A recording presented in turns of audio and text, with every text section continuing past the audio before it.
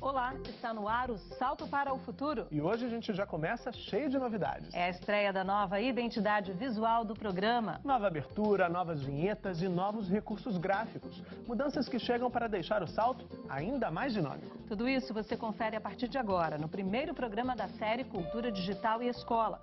Um assunto que tem levantado discussões entre os educadores. Você já reparou como as tecnologias digitais estão cada vez mais presentes na nossa vida? Com o desenvolvimento da web, hoje é possível bater papo à distância, dar opiniões em fóruns, em listas de discussões, fazer compras, pagar contas, realizar pesquisas. Fenômenos que mudam as relações sociais e afetam também o dia a dia da educação.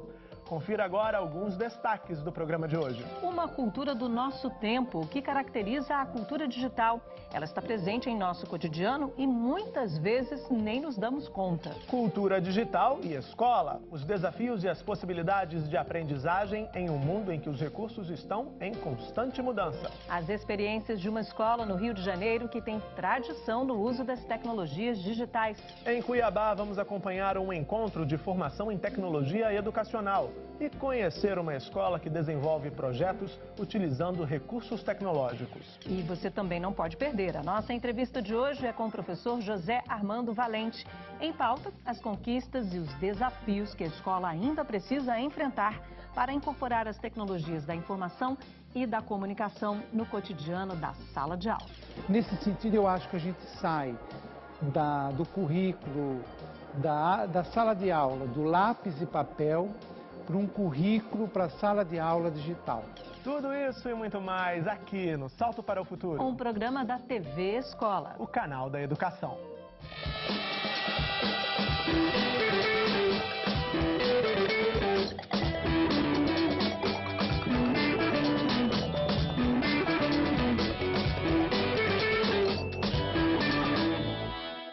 Internet, e-mail, chat, download.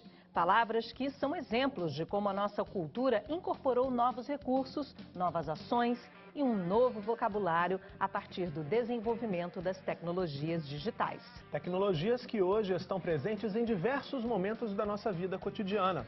No trabalho, nas relações sociais e no modo de executar as mais diferentes tarefas. Desde pagar contas até baixar músicas, vídeos, programas que antes só eram exibidos na TV. E diante de toda essa configuração mundial, o Salto para o Futuro foi ouvir especialistas que pudessem traçar um retrato da chamada cultura digital. Uma definição que, assim como os próprios recursos tecnológicos, vem se reinventando a cada momento. Vamos admitir, há tecnologias que, se não existissem, deixariam o nosso dia a dia bem mais difícil. No entanto, a maioria de nós, muitas vezes, nem nota a presença desses aparatos tecnológicos. Outras tecnologias dividem opiniões. Há quem saiba levar a vida numa boa sem precisar delas. Mas há quem jure de pés juntos que não vive sem. Esses dois grupos se dividem entre antes e depois da cultura digital. Quando eu comecei a lidar com o micro com 18 anos, ficou claro para mim, com 18 anos eu comecei a lidar com o digital. Hoje em dia uma criança de 4 anos já acessa o YouTube, já tem acesso à máquina digital. Essas crianças já nasceram numa cultura em que a relação do ser humano com a tecnologia não é apenas a de uma pessoa operando uma máquina. Cultura digital, eu acho que pode ser pensada como uma relação entre a subjetividade e essas tecnologias digitais. Pela primeira vez nós estamos vivendo a virada onde você consegue estabelecer uma relação de muitos para muitos, né? Quer dizer, de um para muitos e de muitos para muitos. Essa é a grande transformação que se vive hoje, que a gente poderia chamar de cultura digital, ou seja, a cultura desse espaço virtual, onde as pessoas conseguem se relacionar simulando a relação cotidiana de um para um, mas na verdade num universo muito mais ampliado. E eu penso que o desafio de se tentar entender o que é isso, como isso se dá, é de pensar essa relação de uma maneira intrincada, e não como duas coisas separadas. De um lado, uma subjetividade, uma individualidade completamente isolada, e de outro lado, a tecnologia como se elas não tivessem relação. Eu acho que o desafio é pensar como é que essas coisas se articulam, se conectam e se coengendram, se produzem uma a outra. A articulação feita com nome, foto, vídeo, símbolos, preferências.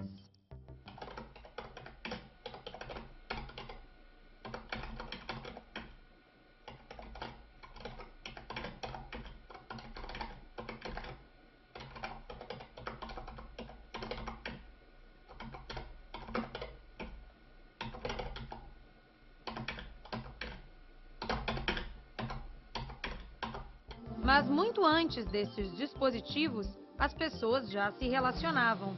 E depois deles, as relações nunca mais foram as mesmas. É a introdução de novas possibilidades de troca, de intercâmbio, de comunicação.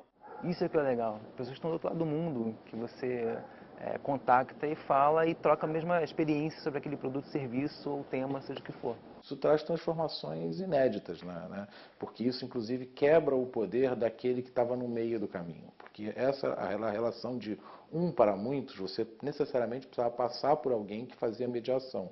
Essa mediação podia ser o jornal, podia ser a TV, podia ser o rádio.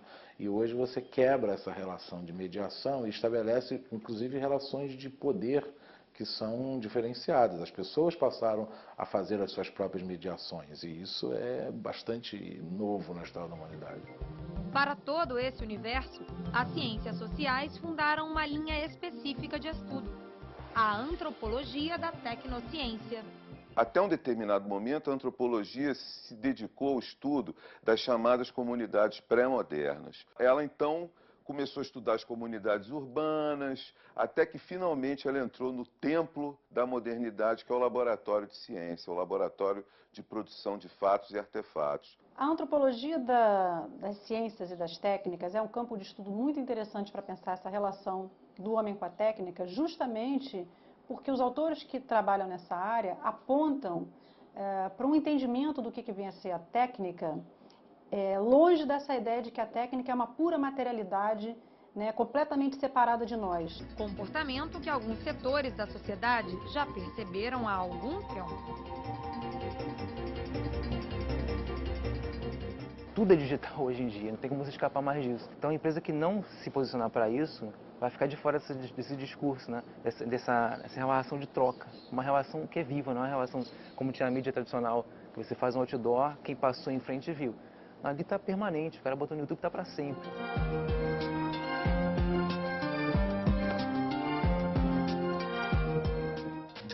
A cultura digital possibilita novas formas de interação, novas maneiras de se comunicar. As informações passaram a se disseminar com rapidez. Toda essa agilidade, Bárbara, proporcionada pelas novas tecnologias, tem reflexos também em sala de aula, o que fez com que as mídias digitais se tornassem um tema presente em diversas pesquisas educacionais. Afinal, qual o papel do educador diante dessas novas tecnologias? Como a cultura digital pode se inserir no espaço escolar como um recurso capaz de contribuir nas formas de ensinar e de aprender? Reflexões que a gente acompanha agora na reportagem. Que as novas tecnologias fazem parte do dia a dia de cada um de nós, a gente já sabe. Mas e nas escolas? Será que a chamada cultura digital já é uma realidade? Cultura digital está presente na escola hoje, acredito eu ainda, né, que em laboratórios de informática, que muitas escolas ainda têm essa sala separada para atender os alunos com computadores.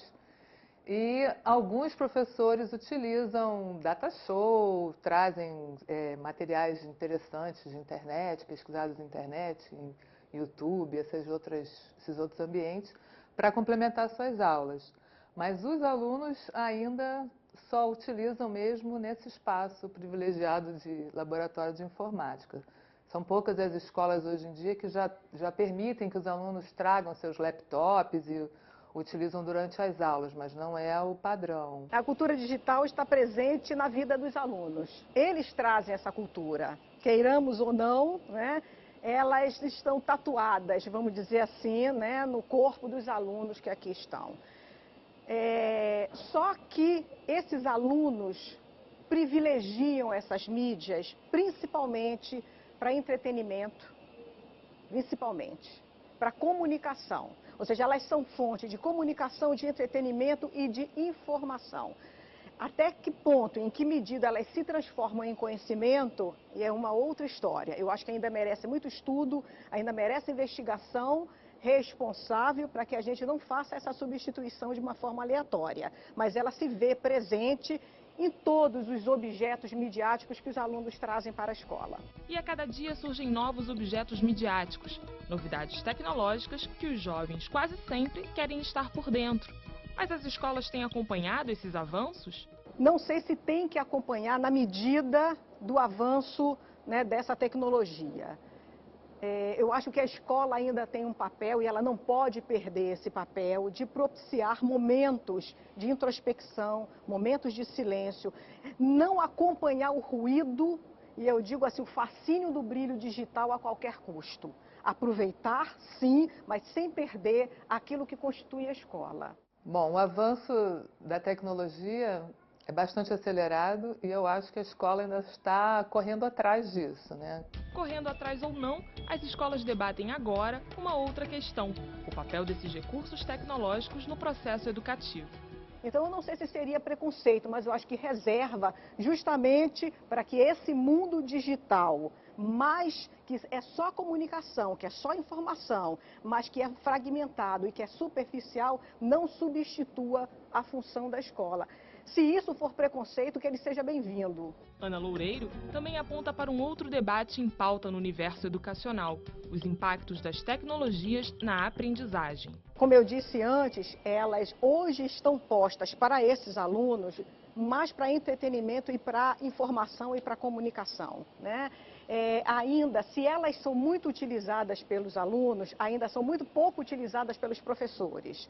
O receio é que elas sejam usadas de uma forma superficial, de uma forma como adorno, como um enfeite, mas sem um uso mais inteligente sobre essas práticas. Isso ainda não se vê na escola, né? Um uso em que essas mídias digitais resultem em real aprendizagem.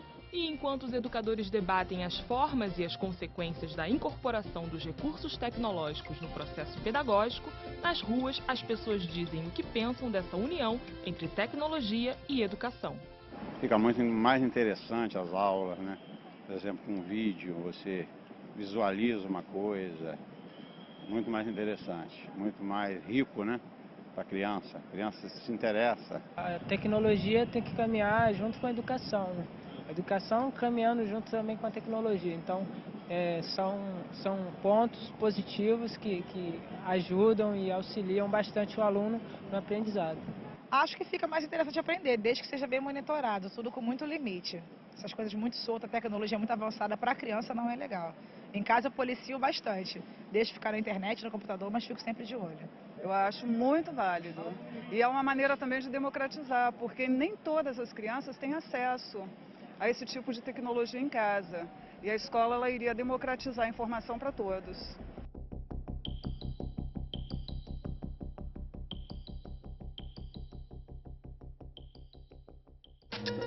E já que nesse primeiro bloco a gente falou tanto em tecnologia e internet, que tal fazer uma visita à página do Salto para o Futuro?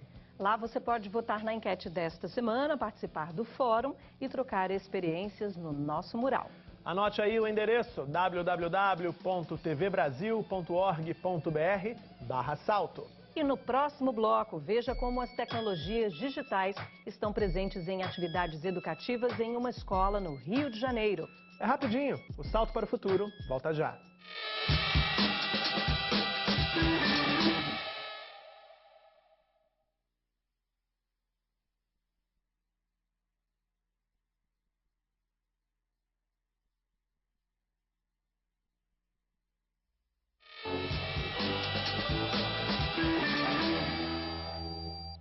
Salto para o Futuro está de volta e agora a gente convida você a ir a uma escola no Rio de Janeiro que realiza atividades utilizando tecnologias digitais, Bárbara. É o CIEP Agostinho Neto, Murilo, que fica no bairro do Humaitá. Uma escola que tem tradição quando se fala em recursos tecnológicos integrados a atividades pedagógicas. Nossa equipe já esteve lá. Dessa vez a gente volta ao CIEP para mostrar como uma atividade de leitura e escrita foi parar na rede mundial de computadores. Quando a gente visitou a escola, Murilo, era a época de Copa do Mundo e os professores e alunos aproveitaram o evento para trabalhar com textos ligados ao futebol e ao continente africano. Acompanhe agora no De Volta para a Escola.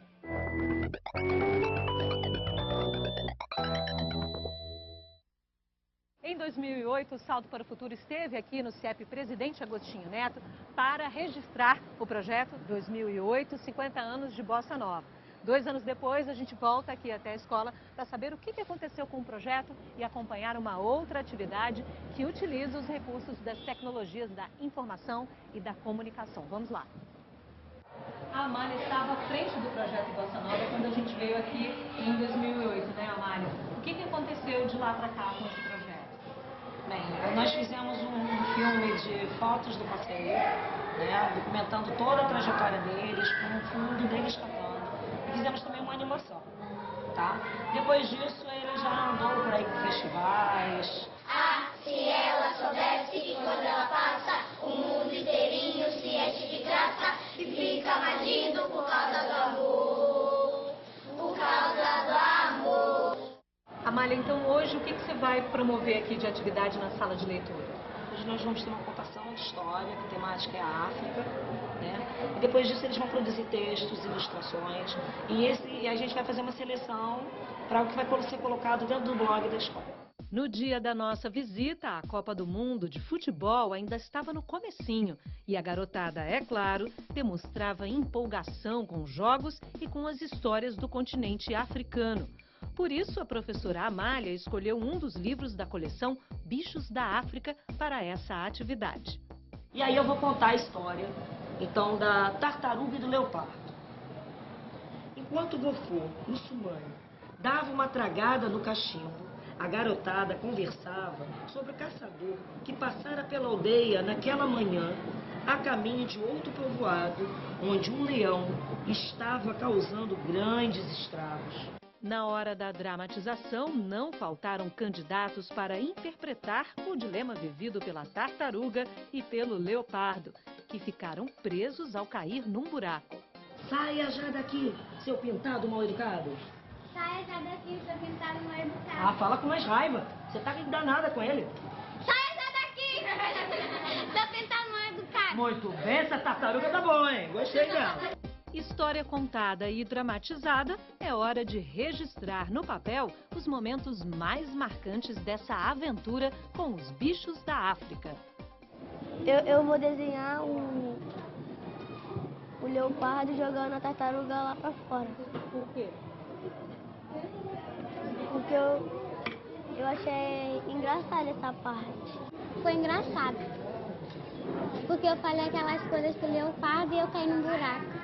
Aí depois o leopardo me empurrou como eu queria pra ir para outro lugar que eu queria. Aí eu fui esperta. Depois da produção de textos e da confecção dos desenhos, os alunos postaram seus trabalhos no blog da escola. É bom que a gente escaneia as coisas para colocar no computador, que a gente vê que a gente fez uma coisa boa para outras pessoas verem na internet. Acho legal para as pessoas verem o que a escola faz com os alunos.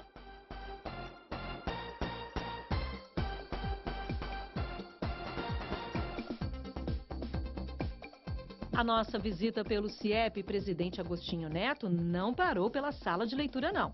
Na sala da professora Vera, a gente acompanhou a leitura de um trecho de um outro livro que estava gerando muitas expectativas entre os alunos. Desde que começou a Copa, eu estou contando um livro que se chama História do Futebol, que é um livro sobre a história do Pelé. Só que é interessante o livro que é contado no ano de 1950 e cada capítulo é um mês desse ano. E eu conto diariamente dois capítulos e eles ficam bastante curiosos para saber o que vai acontecendo, porque eles não sabem ainda que é o Pelé, uma das crianças é o Pelé. Uns dias depois daquele jogo chegou o meu boletim. A minha nota estava muito baixa, eu tinha tirado 4,5. E na minha escola a média era 6.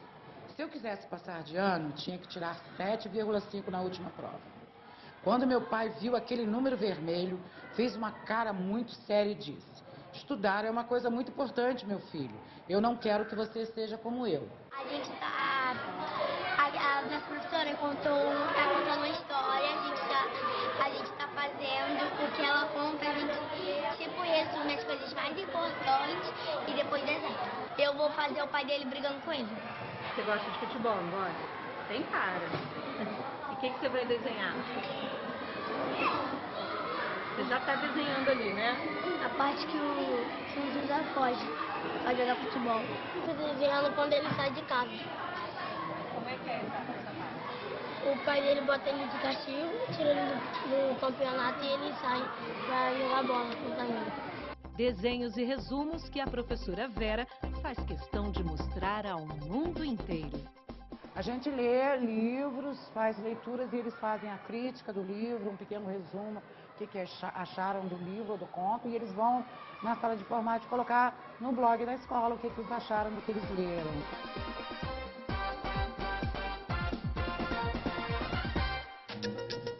Ensinando e aprendendo com as tecnologias da informação e da comunicação. Esse é o nome de um curso de formação de professores que acontece em Cuiabá, capital do estado do Mato Grosso. Em um dos polos do Cefapro, o Centro de Formação de Profissionais de Educação, os participantes passam a construir outras propostas educativas a partir do trabalho com as tecnologias digitais. E essa formação acontece em parceria com o Proinfo Integrado, o Programa Nacional de Formação Continuada em Tecnologia Educacional. Vamos conhecer? Na Escola Estadual Ermelinda de Figueiredo funciona um dos centros de formação de profissionais de educação do Mato Grosso. Atualmente, há 15 Cefapros como esse, onde os educadores do estado participam de formações que têm o objetivo de aproximar educação e tecnologia. Esse tem sido o nosso principal desafio, porque muitas vezes, por conta desse professor não ter sido apresentado durante o processo de desenvolvimento e inserção dessas tecnologias no ambiente escolar, ele acabou se organizando num porto seguro, em que nem sempre fazia parte do seu cotidiano e de sua prática pedagógica lançar mão desses recursos. E isso acabou cristalizando uma prática que observava muito desses instrumentos como instrumentos não pertencentes àquele universo escolar. Para superar esse desafio, está em andamento o curso Ensinando e Aprendendo com as Tecnologias da Informação e da Comunicação. O curso Tecnologia de Informação e Comunicação no Processo Pedagógico, TICS, com duração de 100 horas, ele está proposto para ser executado semipresencial, portanto parte presencial, parte à distância, visa justamente oferecer a esse professor ferramentas que possibilite a ele maior autonomia para uso da web, portanto da sabecultura, dentro da sua prática pedagógica. Portanto, nós entendemos que o curso Tecnologia de Educação, TICS, ele possibilita ao professor esse primeiro passo para uma autonomia pedagógica. O que eu costumo discutir com eles é apenas um recurso a mais. Sabe, nós não podemos endeusar, dizer, olha, temos a solução para os problemas da educação a partir do computador. Mas também não podemos vê-la como inimiga. Ver, olha, isso veio para atrapalhar a minha prática, mas ela deve ser discutida e pensada como, oba, nós temos uma ajuda a mais. Que bom que chegou. Agora nós temos um recurso a mais, nós temos algo que irá facilitar muito a nossa prática diária. Cada dia tem que ir inovando mais. E adaptar também, né? Se adaptando. Nós sabemos já por várias formas que não só o processo de comunicação desencadeado na última década, sobretudo nos últimos 3 anos, com a maior expansão do Web 2, com as novas formas de comunicação e com a própria velocidade, esse professor, então, apercebendo-se da necessidade de buscar e de recuperar esse tempo, ficou muitas vezes alheio ao processo. Tínhamos que, de maneira eficiente, fazer com que esse professor percebesse que a escola ela não é só um ambiente de aprendizagem do aluno, mas também, sobretudo, um ambiente de aprendizagem propício ao próprio professor. Atualmente, cerca de 6.000 cursistas participam da formação. São profissionais como Rosângela e Kelsilene. Está evoluindo, né? A tecnologia está evoluindo. A gente tem que fazer a curso de capacitação, estar mais por dentro, né? E está exigindo cada vez mais de nós, nos apertando mais. A bola está se fechando e nós temos que estar atualizados, né? Na verdade, nós professores temos que sempre estar nos atualizando, né? Então, esse curso que a gente está fazendo da TICS é muito importante para o nosso desempenho dentro de sala de aula, trazer os alunos, isso é atualidade, né? É o que eles vivenciam o dia a dia e é importante a gente estar cada dia mais se capacitando para estar passando tudo isso para eles. É a época deles agora. O negócio de escrever e copiar, isso para eles já é balela, né?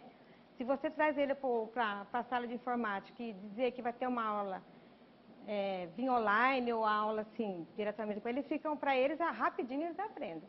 A realidade deles agora é essa, a tecnologia está aqui, né, com nós, agora tem que abraçar. Em primeiro lugar, a gente tem que aprender a gostar, né? Eu sou uma pessoa assim que não tenho muita paciência de passar muito tempo ali na frente do computador, né? Isso a gente tem trabalhado aqui, né, na nossa escola, eles têm trabalhado isso conosco, né, na sala de informática, para a gente estar desenvolvendo e buscando cada dia mais gostar do material, né, para poder passar isso também para os alunos. Nós temos o que aprender e nós temos muito a ensinar. Então, e à medida que você ensina o aluno, partindo dessas tecnologias, você aprende com elas também. Eu senti um pouco de dificuldade. Eu me sinto meio analfabeta em digital ainda, né? Porque tudo tem o seu tempo, seu passo a passo, né? Como diz, eu sei mexer no computador, mas não sei chegar a dar uma aula assim diretamente para o aluno, é meio difícil. Para mim, é meu desafio muito grande para mim ainda. Eu não estou bem preparada, eu estou preparando. Tu vê que estou fazendo os cursos, estou me preparando. Nessa atividade de formação que a gente acabou de acompanhar, participam professores de uma escola criada há 28 anos no bairro Coopema, na capital matogrossense. É a Escola Estadual Ermelinda de Figueiredo, uma instituição que começou com poucas salas de aula e que foi crescendo. Hoje conta com mais de 500 alunos. Eu estive lá, Bárbara, e pude conferir um dos projetos que a escola desenvolve com o pensamento no futuro, mais precisamente em 2014.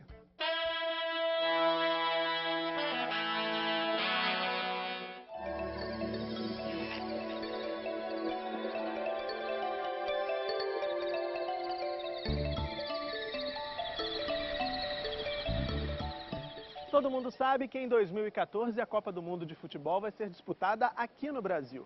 E a cidade de Cuiabá vai ser uma das sedes desse grande evento esportivo. Para discutir quais os impactos da realização da Copa aqui no município, professores e alunos da Escola Estadual Professora Ermelinda de Figueiredo estão desenvolvendo o projeto Cuiabá rumo a 2014. E nós viemos até aqui hoje para ver como as tecnologias fazem parte das atividades do projeto.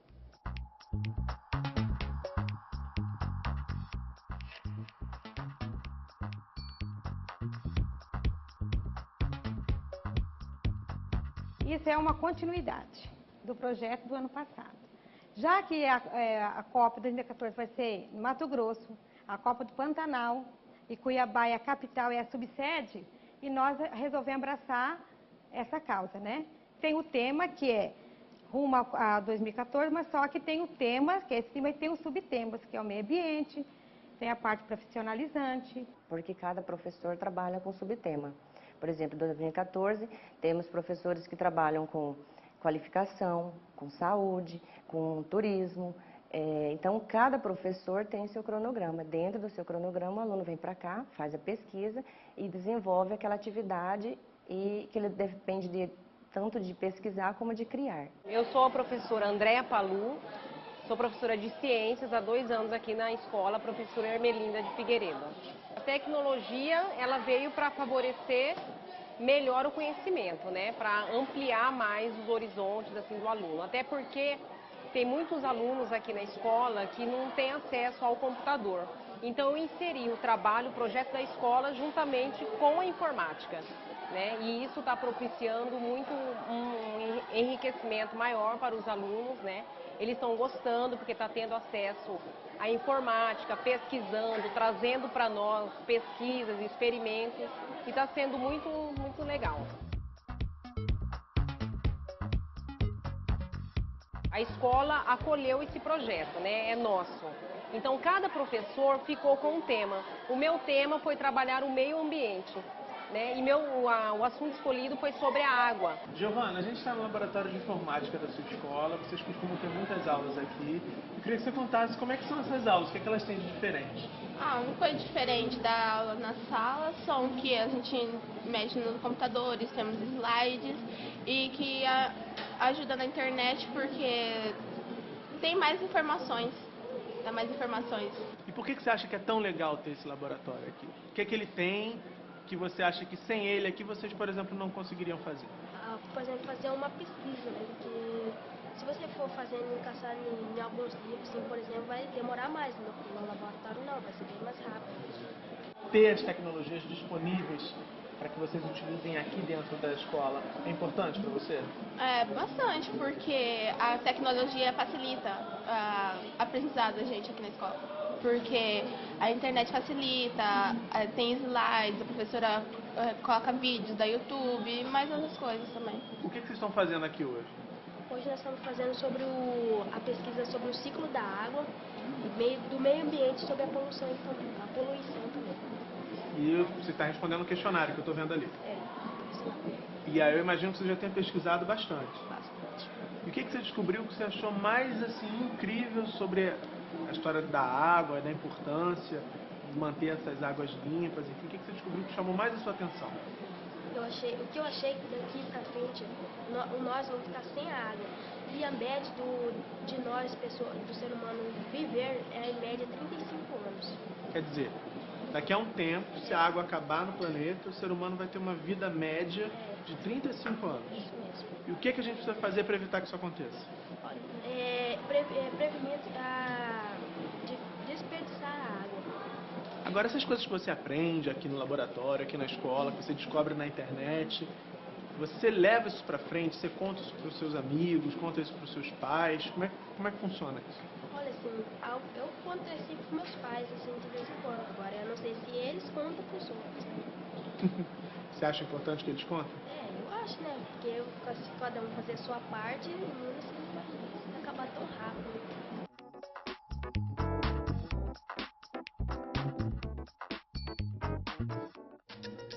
E vale a pena navegar pela página da escola na internet. Lá tem fotos, notícias dos eventos, informações e muitas outras novidades.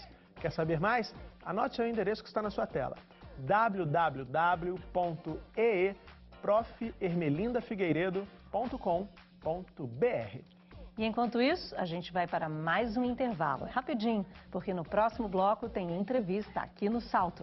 Acompanhe um bate-papo com o professor José Armando Valente. Em pauta, a relação entre escola e tecnologia. Como as novidades digitais podem ser incorporadas em sala de aula. Não perca, Salto para o Futuro volta já.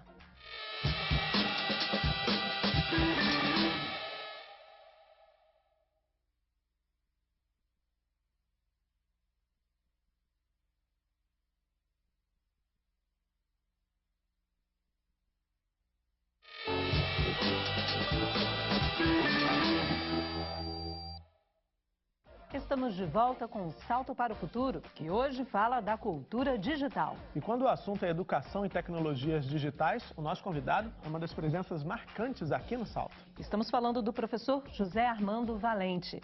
Eu estive com ele no Museu das Telecomunicações, no Rio de Janeiro, e a gente conversou sobre como os recursos disponíveis na web, tão presentes no dia a dia dos alunos, podem fazer parte também do cotidiano da sala de aula.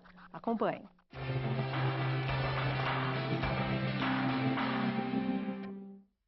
Valente, é um prazer ter você hoje aqui no Salto para o Futuro, e em várias outras ocasiões em que estivemos juntos, você apontou para um certo receio dos professores em relação ao uso das tecnologias na educação. Qual é o panorama hoje desse uso dessas tecnologias, especialmente das tecnologias da informação e da comunicação, nos processos educacionais?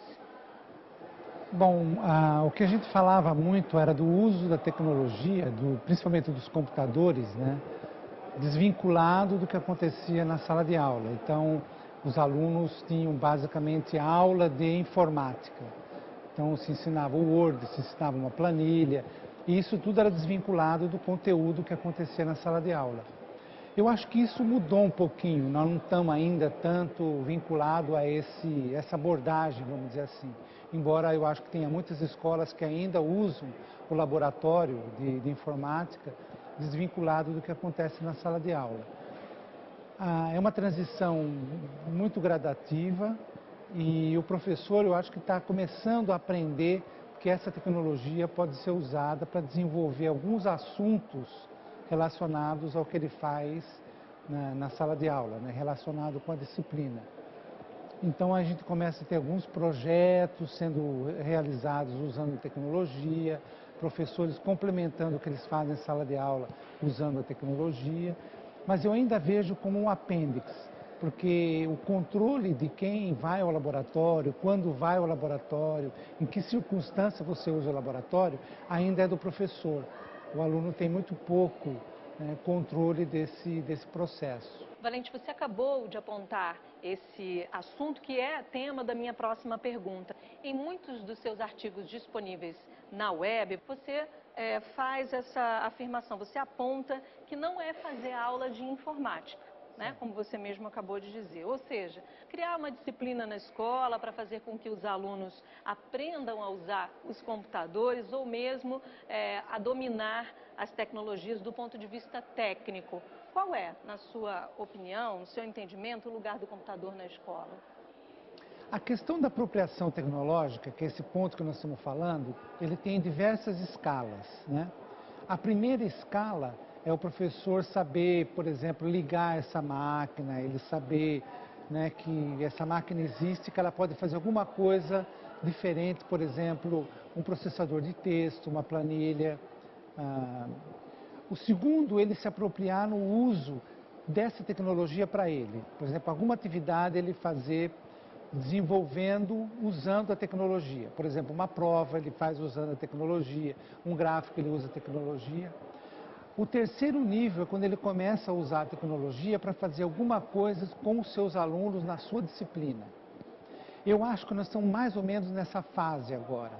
O próximo passo é quando ele começa a integrar as tecnologias, não só com a sua disciplina, mas com outras disciplinas. Ele começa a desenvolver projetos, ele começa a fazer o uso da tecnologia não tanto vinculada à sua disciplina, mas procurando ampliar essa disciplina, por exemplo, matemática, usando assuntos de matemática junto com português, ou coisas de geografia, ou meio ambiente. Ou seja, ele começa a usar um pouco para o desenvolvimento de projetos e pensar numa coisa um pouco mais transdisciplinar, né? Cruzando um pouco as disciplinas. E o último estágio que a gente entende é quando esse sujeito começa a usar o computador, tanto o aluno como o professor, para desenvolver coisas no dia a dia como a gente pensa de diversas tecnologias, né? Telefone celular, uma série de tecnologias que a gente se apropriou e a gente usa sem mesmo a gente pensar a respeito dessa tecnologia. Ela começa a fazer parte da nossa vida. Você já começa a entender que você, antes de sair de casa, precisa acessar a internet, ou você precisa se comunicar, você pensa na internet, ou seja, ela começa a fazer parte do teu dia a dia. Isso, quando a gente conseguir esse estágio, o computador começa a fazer parte integrado ao currículo e não mais simplesmente um apêndice, vamos dizer assim, daquilo que ele faz em sala de aula. Nesse sentido, eu acho que a gente sai do currículo, da sala de aula, do lápis e papel, para um currículo para a sala de aula digital. Como eu disse, nós já fizemos várias outras séries sobre esse tema e nessas séries você abordou a importância de alguns recursos como blogs, fotologs ou podcasts, que são aquelas rádios via web, né? A importância desses recursos fazerem parte do processo educativo. Mas é claro que nunca é demais a gente retomar esse assunto, especialmente aqui no Salto. Principalmente porque esses recursos se modificam, né, muito rapidamente e ganham novas funções e novos usos. Hoje, por exemplo, a gente tem o Twitter, que é um microblog em que as pessoas escrevem, né, põem lá o que elas pensam em 140 caracteres. De que maneira esses recursos, Valente, podem contribuir nas atividades escolares? No meu entender, isso são meios, são recursos que o professor pode usar. O que a gente gostaria que realmente acontecesse é que esses recursos estivessem a serviço de um desenvolvimento curricular, vamos dizer assim, né, do que acontece na disciplina em sala de aula. Então, por exemplo, o aluno vai fazer um blog, ele vai tratar de um determinado assunto via blog, isso devia estar vinculado, o professor devia estar trabalhando esse conteúdo, esse material, junto com o aluno, de modo que nesse blog fosse tratado esse assunto junto com outros assuntos, porque é impossível você ficar restrito só àquele assunto que o professor está tratando. Como eu falei antes, o que a gente gostaria é que houvesse um pouco mais dessa interdisciplinaridade. Outra coisa que está sendo muito utilizada e que é bastante permitido pela Web 2 são as animações, né? O uso de imagens, o uso de recursos que a escola ainda não se apropriou, porque a gente está muito vinculado à palavra, né? A representação linguística, né? por palavra, linguagem escrita e falada, que os blogs, os twitters ainda estão muito nessa linha. O que a gente precisa fazer é dar um outro passo, que é a inclusão de outros recursos, como, por exemplo, a imagem, o som, a animação. Nesse sentido, a gente fala muito dos letramentos, né? O letramento digital, que é a incorporação da tecnologia digital na sua maneira de pensar e fazer. O letramento alfabético, que é o uso da palavra escrita falada. O letramento imagético, que seria o uso das imagens.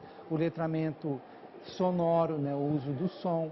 Então, a gente vê ainda que a gente está num princípio muito básico do uso desses letramentos, né? Porque a gente vê, por exemplo, o professor fazendo, ou o aluno fazendo um PowerPoint, por exemplo, e coloca aqueles sonzinhos, né? É um uso, assim, muito trivial do som, né? É um uso muito trivial da imagem. O professor e o aluno precisam trabalhar melhor essas questões e ter o apropriamento desses diferentes recursos no que a gente chama dos letramentos. Isso significa uma mudança do currículo, que foi feito para o lápis e papel, para um currículo da era digital. Agora, como você mesmo acabou de apontar nessa sua resposta, não é incomum saber de experiências que incorporam esses recursos, mas apenas reproduzem o que seria feito com quadro e giz. Que cuidados o professor precisa tomar, Valente, para não correr esse risco de apenas reproduzir o que era feito antes da chegada dessas tecnologias? É um processo, não vai cair como um milagre, o professor vai se apropriar disso instantaneamente. Eu acho que ele vai começar errando mesmo, ele tem que começar fazendo, né, a coisa mais próxima ao que ele faz, que é o giz e quadro negro. Agora, o que ele precisa desenvolver é um espírito crítico, de modo a criticar isso e sempre procurar um estágio mais avançado. Como que eu posso melhorar? Então, tudo bem que você faz. Eu também já fiz o meu PowerPoint, né, com sonzinhos, aquela coisa careta, né, não sabia usar a imagem, punha lá um monte de foto, você não sabe por que você está pondo aquele foto. Agora, o problema é que você não pode parar aí. Você tem que estar sempre criticando e falar como é que eu posso melhorar, o que tem de novo que eu posso colocar. E com isso você vai gradativamente mudando os estágios. Né? Entender que, por exemplo, você tem novos recursos, que recursos que eu posso usar além da imagem. Eu estou usando bem a imagem? Essa imagem que eu estou colocando aí, ela fala alguma coisa? Está relacionado com o assunto ou simplesmente um enfeite que eu coloquei para formar aquilo bonito e não tem informação nenhuma? Eu não sou contra ver o professor fazer coisas que ele faz e que são muito semelhantes ao que ele faz no lápis e papel. O que precisa é ele dar o salto e não ficar nesse estágio. Nesse sentido, eu acho que os alunos podem ajudar muito, porque eles estão vivendo uma rapidez muito grande desse desenvolvimento tecnológico e eles estão se apropriando de uma maneira muito mais rápida do que aquele professor. Para encerrar, vamos falar sobre o tema de hoje, né, que é cultura digital. Muito se fala que a gente vive na era digital, essa chamada cultura digital. Como seria essa escola que, de fato, está em sintonia com essa chamada cultura digital?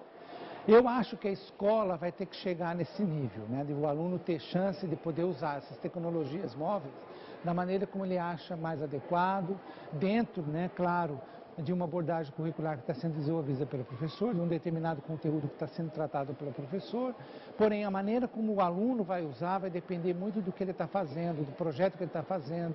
Por quê? Porque essa tecnologia obriga que ele passe a ser autor. Ele é autor da sua do seu projeto, da sua atividade. Ele não é mais simplesmente o receptor das informações, mas ele passa a gerar informação. Para mim, essa é a escola digital, no sentido do aluno estar gerando conteúdo, dele ter acesso à tecnologia a hora que ele quer, no momento que ele quer, quando ele precisa, para desenvolver uma atividade que ele deseja, do jeito que ele deseja. Claro que o papel do professor nesse processo vai ser diferente, por quê? Porque ele vai não mais repassar o conteúdo, repassar a informação, mas ele vai ser o sujeito que vai, de certa maneira, administrar o uso de como que o aluno está fazendo, porque ele não pode fazer qualquer coisa, né? Tem um projeto que está sendo desenvolvido, tem um projeto que tem que ser entregue, tem um projeto que tem que ser elaborado, né, com relatórios, com produtos e assim por diante. E esse professor, então, passa a ser o coordenador, passa a ser o administrador, vamos dizer assim, de como o aluno faz isso, de como que ele produz, se ele produziu dentro de parâmetros que foram estabelecidos, né, do ponto de vista de uso de conteúdo, da maneira como ele apresenta, né, de como ele usa a imagem, de como ele usa a palavra escrita, de como ele usa sons e assim por diante. Ou seja, o professor vai fazer um contrato com o aluno, do ponto de vista de um projeto que tem que ser desenvolvido, que trata de um determinado conteúdo, e esse aluno vai trabalhar não de maneira restrita da sala de aula naquelas 4 horas, mas ele vai trabalhar desenvolvendo esse projeto que pode ser fora da sala de aula, né?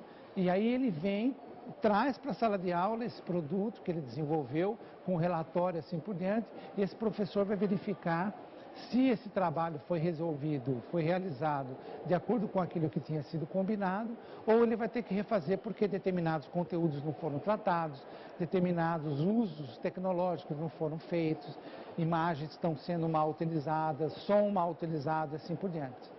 Essa é a escola digital, essa é a escola da era digital. Valente, muito obrigada por essa entrevista. Eu que agradeço. Foi um prazer novamente estar aqui com vocês. E é sempre bom, né, a gente retornar e poder falar desses avanços, porque relembrando os primeiros programas, né, a gente sempre tem novos incrementos. Hoje a gente falou da Web 2. Antigamente a gente só falava do computador. Né? Obrigada. Obrigado a você. Ao longo dessa entrevista com o professor José Armando Valente, a gente falou sobre educação em rede. E esse é o tema da pergunta que a gente faz a pesquisadores e especialistas. O que é aprender em rede? As respostas a gente confere agora no Mosaico.